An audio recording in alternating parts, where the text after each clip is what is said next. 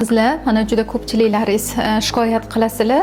Ko'pchik sohasidagi og'riqlarga va bel sohasidagi og'riqlarga ko'pchilik shikoyat qiladi. Buni men sizlarga sehrli masaj yo'lini o'rgatib qo'yaman. Eng yaqin odamingizga aytsangiz, sizni masaj qilib qo'yadi. Mana shunaqa holatda turasizlar. Shunaqa holatda turganlaringizda bola mana pastga tushadi. Bola pastga tushadi. Mana bitta buyraklarimiz ochiladi. Ozginagina siydik yo'llari o'tkazuvchanligi ham ta'minlanadi. Agar uyda belingiz og'rib qolsa, shunaqa holatda o'tirsangiz bo'ladi.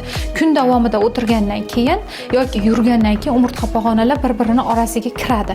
Natijada bizda mana bu yerda bel sohamizda homiladorlarda og'riq bo'ladi. Chunki qorinda bosim oshadi, pastga tortiladi. O'sha uchun masaj qilish uchun mana men sizlarga o'rgataman. Shunaqa holatda ko'pchik sohasidan boshlab masajni pastdan tepaga qarab sekin masaj qilib boriladi. Yengillik bilan masaj qilinadi. Mana bu bel sohalariga qarab. Tepadan pastga qarab yana sekin tushiladi va ayolimiz sekin belini aylantiramiz. Mana mundoq qilib sekin aylantiriladi.